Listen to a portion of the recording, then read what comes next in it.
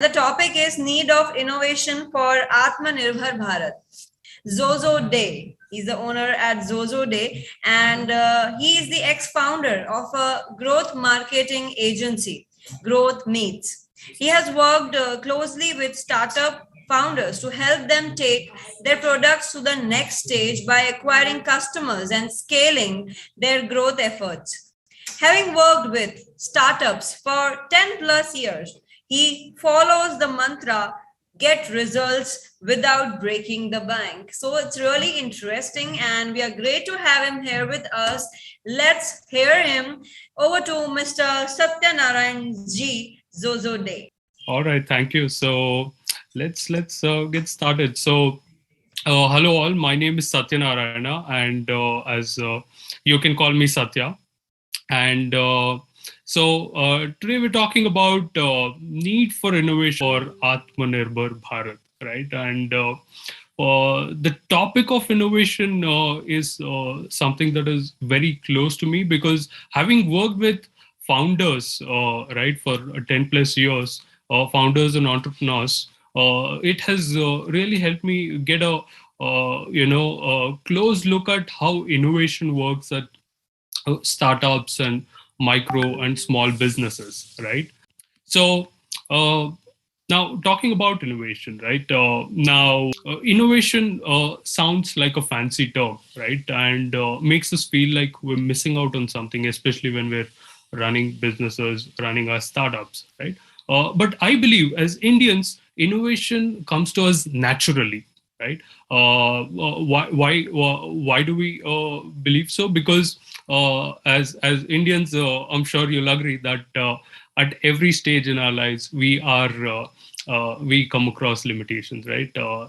As businessmen, as entrepreneurs, limited resources or capital or access to talent pool, something I'm sure all of you would agree with me, and even a lot of other aspects of our personal lives, right? And this is where we learn to maximize a lot from a very early start to get the most out of very limited investment, whether it's time, money, investment, and so on. Now, I think this is where the inspiration comes from for this famous ad. I'm sure you must have seen that, where a scientist is talking about the rocket's performance and all of that. And there's this person who raises his hand and asks, ki, kitna mileage deti hai? Right? And the tendency to get more from less comes naturally to us, right? Let's look at a unique example: logistics in India. Now, when we talk about logistics, very important factor for all of our businesses, especially if you're in manufacturing or certain sectors. Now, what happens here is, let's say you want to send a shipment, a truckload from Delhi to Bangalore or Delhi to Chennai, for instance. Now, it typically takes about 3 to 4 days minimum, right? Why does it take so long when you're able to reach from Delhi to Chennai, say in 2 days? Why should the truck take 4 days, right? Especially if you're in agri or food related products that are being transported, there's a huge losses there, right? Now, this is a problem, well established problem. Can we look at some kind of innovation here that can help make this process faster? How can we maximize here? This is where an interesting company is solving this problem, right? And how are they doing it? Before talking about how are they doing it, right? Let me talk about some of the challenges. Now, how does this look like? Let's say you one truckload starts from Delhi to Chennai, right? There are generally two drivers who start the journey, and one person is driving and other person is resting. And after about 5 to 6 hour shift, they change the rules. Now the other person takes over, and this person who was driving will start taking rest, right? And this process continues, and after a while, they both get rest because they're both exhausted, right? So there is a long delay and so on, right? You see a lot of delays here. Along with that, there's also a lot of stress physically and mentally for all of these truck drivers, right? Because about 25 days out of a month, right, they spend on road, which is a big part of their life. They're spending just driving trucks on road, right, away from family, and a lot of other related issues. Now, how is this company solving this problem? Very innovative solution, right? What they have done is they have divided the route from Delhi to Chennai into multiple, pit stops. Now, what happens here is, let's say a driver starts from Delhi towards Chennai. He'll drive for about 4.5 to 5 hours, and then he'll stop there, and then he'll go back home. Another driver will pick it up from there, and he will continue the journey without a significant delay, right? And that process continues till they reach Bangalore, right? So what's happening here is the driver is 100% productive for that duration of 4.5 to 5 hours, and then he, after his shift is over, he is going back home, and he is able to spend that time with his family and so on, right? Now, this kind of a relay model, right, in this business have reduced the time which used to take from 4 days to under 2 days, right? Big impact, definitely, right? And if you're a businessman who's sending your products to such long distances, look at the time that you are saving to deliver products to your customers, right? A big value delivered, right? Very interesting. Now, can you call it an innovative solution? Definitely. And have they spent, unlike in US, have they spent millions and billions of dollars in coming up with a solution? Absolutely not, right? So they've just smartly figured out a smart way of delivering it faster, right? What used to take from Bangalore to Kolkata, say about 110, 120 hours, it now takes about 44, 48 hours, right? So will it help you as a businessman who is delivering products from one city to another get more business, deliver faster, all of that? Big yes, right? Now, this is a good example of process innovation, right? And we'll look at a few more examples of similar innovation, right? Now, there is this company called Rhino Machines. You can check them online. Now, what they have figured is, during the manufacturing process, you will see a lot of dust that is thrown out as a byproduct, right? And dust, is also harmful. You cannot breathe, so it has to be disposed safely, right? And the other similar waste out of industries and household is plastic. Now, what they have figured is to see if they can use two different waste materials, bring them together, and if something can be done here, right? Now, what they've done is they have come up with a unique brick, right? Bricks that can be used in buildings, right? Building a wall, construction, all of that. And this is, they have used 80% of dust or sand and 20% plastic, right? And this brick is, what's unique about this brick is it not only serves the purpose of construction, right? They have tested this with all the criteria and everything. It is also 2.5 times stronger than your regular brick, right? At the same price point, right? So this is again a big advantage, right? Again, look at the R&D and all that has gone into it. Not much, right? They understand in their business, they understand their own expertise, the processes and all of that. They have experimented over a period of time and come up with this kind of a innovative product, right? So this can be called as a product innovation. Another interesting example. Again, these are all not very large companies. These are started at a micro or at a small scale and slowly expanded, right? I'll end this with one last example, right? Chimerica Hunter, very interesting.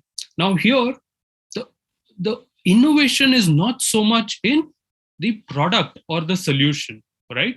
Now, what they've identified is very interesting insight from the industry, right? When you go to a lot of these five-star hotels and all these big hotels, the toiletries and the other products that they use in these hotels, they figured that a lot of these products are important. That is as much as 70%. Right now, that's a big market. All of these international hotel brands that are in India, right? 70% of all the products used are imported. That means not manufactured in India. Very interesting insight. Now, they figured, hey, why can't we manufacture all of these toiletries and related products from India and deliver it to the world, right? Great concept. And that's exactly what they've done. So they are now, this company has Marriott, Hyatt, and Hilton hotels, some of the biggest names in the hotel industry as their clients, right? And crores of revenues. Very interesting, innovative model that they've figured out, right? Now, if you think innovation is it only limited to these companies? Absolutely not, right? We all can innovate. We can all explore different innovative strategies. Now, what is the need for innovation for MSMEs? Now, we know MSMEs are the new growth engine for India, right? That means MSMEs are responsible for the it drives the growth for about 30%, as much as 30% of national GDP, which is a big number. It's $1 trillion plus opportunity, right? And MSMEs also play a big role, right? Small, medium businesses, as in building our Indian economy, right? Because SMBs are the biggest job providers for the youth of the country, right? Help them in upskilling, right? And so on. What is the bigger need for innovation? All this is fine. I understand, right? We understand that MSMEs are great, all of that. What is the bigger need? Now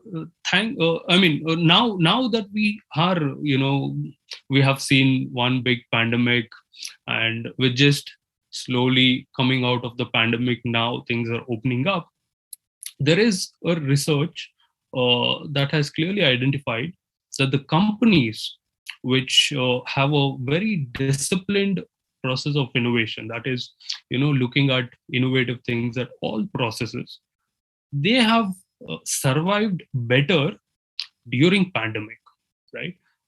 Now that is very big, because we've all heard of stories of businesses that have shut down or suffered a lot of losses, or in some cases have not been able to make it on the other end, right? Unfortunately. But the companies that have been constantly innovating even before pandemic with a proper discipline, they have been able to survive well, and will continue to do well post pandemic, right? Now that's a bigger need for innovation. Again, for those of you who are interested, you can check out 10 types of innovation. Very interesting article. It's a framework which talks about different kinds of innovation that you can explore, right? And I'll skip the whole 10 types because of limited time, but you can explore more. So now, how can you, as an SME, right, or a medium business, small business, how can we innovate, right? The key here is the approach here should be, instead of looking at, hey, what can I innovate, right? Instead of looking externally, I think we should look internal, right? What I mean by looking internally is truly understanding what makes us unique, right? That I think becomes very important, because as a business, I'm sure we must be doing something right. Our products should be of good quality. I'm sure we understand the market and so on. So here are a couple of things that you can look at, right? Identifying our own strengths, right? What are our strengths? Is it in manufacturing process? Is it in our knowledge about the product and services? Is it is it our deep insights into the market, right, and so on, right? And based on that, you can look at your core competencies. That's your second, right? Look at core competencies. And third one is you look at your key assets, right? Now let's talk a little bit about this. Excuse me. So while we look at this, right, some of the areas where you can explore intellectual capital, right? Now you can look at what are some of those you can look at what are those intellectual properties that you have as a business that can help you scale, right? It could be about your product know-how, manufacturing, right, your insight, right, and so on, right? And with that, you can also look at distribution, right? What makes now you how do you distribute your product from the place of your facility to your customers, right? Now, can you look at innovative methods there, like we saw in the case of Rivigo, right? And access to technology. Now, you may have some access to technology, and this is where communities like vyapaarjagat, MSME, and T-Hub from Hyderabad, all of these communities are here to support SMBs to get access to the technology that can help drive scale, right? And access to customers. I'm sure you already have access to customers, but thanks to digitization, things are improving, right? So you can definitely look at some of these marketplaces that will help you access to global players and connect with them, build relationships, all of that. So digitization could be a key here, right? And access to talent pool. Now, how can you innovate here when it comes to talent pool? Now, some of you have highly skilled labor or talent pool employees in your company. Can you upskill them, right? Can you help them learn more to get the same job done faster, right? Make it more efficient, better quality, and so on, right? Some of the ways of looking at innovation, right? And of course, now digitization has become is at the heart of all innovation in today's world, right? So we've already seen a big revolution in digitization in India. Now, I'm sure you'll agree from your experience that there has been a dramatic change, right? Whether it is B2B or B2C buying, the consumer or customer behavior has changed, right? Now, what are the big changes that we have seen? Payment patterns, right? How people buy and sell, right? And how do they pay? Thanks to the UPI and the infrastructure that has been built, it can be made so much faster, right? Can you adopt that to your business, right? Instead of getting the payments in 60 days, can you make it faster, right? And change the payment terms, maybe make it, maybe add a little more value to whatever you're offering and get the payment first, right? And explore some of those models. Uh, Sourcing customers. Again, there are a lot of marketplaces where you can start reaching out to customers, right? And that could be a big win. Again, the investment that it takes in marketplaces is not much, but the returns could be extremely high, especially in B2B, right? And how you transact with them. Now, relationship building is not something that you can completely automate, but still there are ways and tools, right, that can really help build that relation and nurture those relationships digitally, right? So you can definitely explore that. That can be a big win.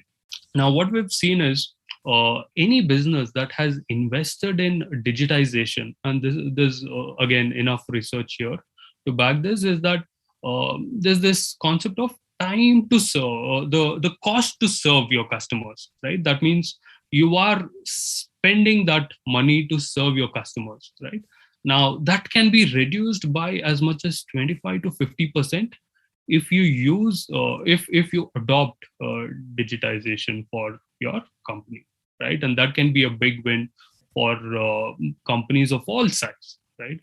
It could be, to give you some examples. Now, the other day I was talking to uh, the founder of, now he runs a finance legal team, right? So they have a big team of legal and finance experts.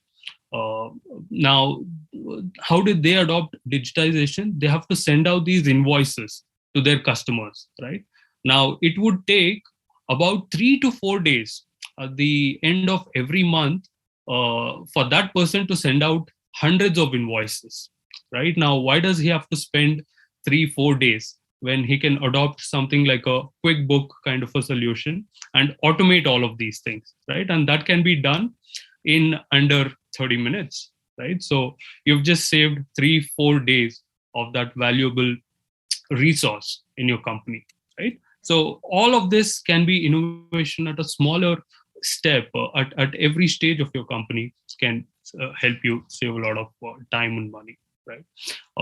Now, quickly talking about some of the innovations that we at Xoxoday have seen that has really helped us scale is, now Xoxoday is Mr. a, Sathyanarayana G, before you tell something about Xoxoday, there are a few questions that I would like to share with you, which we have received from our viewers and entrepreneurs. And after that, you can continue. The first question is that why India needs to be Aatma Nirbhar? And the second question is, does innovation needs research laboratory? Is it necessary or not? So very you interesting. can please throw some light on this, and then you can continue with whatever you were saying about Xoxoday. Definitely. So, does India need to be Aatma Nirbhar? I think it's a very interesting concept, Aatma Nirbhar. The way I see Aatma Nirbhar is being self-sufficient, right? So, being able to do more with less, and this is something that we've always been doing. It's nice to see that there is an encouragement and acceptance in the larger society of what we have been doing all along. And I think it's a great place to start from. So this is where I see how we can really be Atmanirbhar is when we collaborate with our own community, when we come together as a community. And I think this is where vyapaarjagat as a community is a great place to be a part of for a lot of MSMEs, where we all can learn and educate each other, right? And that can really help us, take a long way. And talking about, does it take a lot of money in R&D and so on? Absolutely not, right? Now we know that the R&D spends for some of these large companies in US are upwards of billions of dollars, right? Billions, right? And these are double digit, like $15 billion, $20 billion, huge budgets being spent, right? Uh, do we have to follow the same route? Not really. As long as we're consciously able to identify opportunities at each stages. And again, going back to my talk, right? Looking internally, that means there are a lot of innovative ideas within our own team members.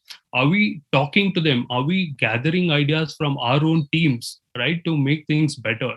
And incentivizing them enough, motivating them to come up with ideas. I think that should be the way going forward, rather than spending money. You can't just throw money at something and get innovative ideas, right?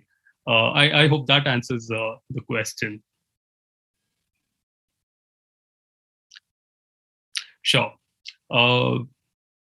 Okay. Are there any other questions, Kavita? No, you can continue. All right, great. We have 5 minutes more, and then we will have to move on to the next session. Sure.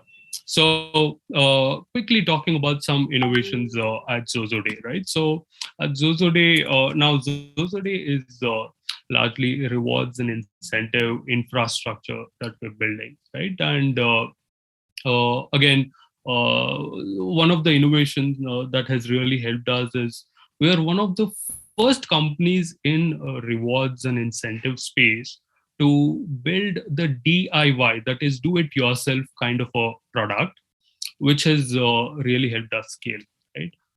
Now, you as a customer, as a SMB, and this is again built for SMB for the world, right? You could be our customer from US or anywhere in Europe. You can take our product and use it the way you want it. You can integrate it within your own product, right? And things like that. So that has really helped us get to that scale, right? What else? I think it's also the mindset of entrepreneurship that has come from top down, where we have hired more and more entrepreneurs to be a part of our early team members, right? Now we are a 300 strong team at Xoxoday, and about 50 of us are ex-entrepreneurs, right, including me and some of my colleagues. So when you have entrepreneurs in your team, we know that it brings out a different mindset and the different ways of doing things, and that has also been helped us scale faster, right? Again, there have been a lot of multiple innovations across sales and marketing that we do on a day-to-day basis, right?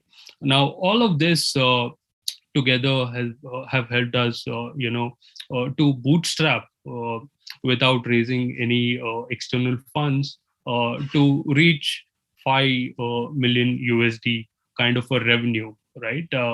Without raising a lot of funds. So that has been some of the outcome of innovative thinking at Xoxoday. So with that, I hope some of these examples has helped you look at innovation in a different light, right? And not just throw some money and then get innovative ideas. No. So yeah, with that, I'd like to end my talk here. Thank you all for the opportunity.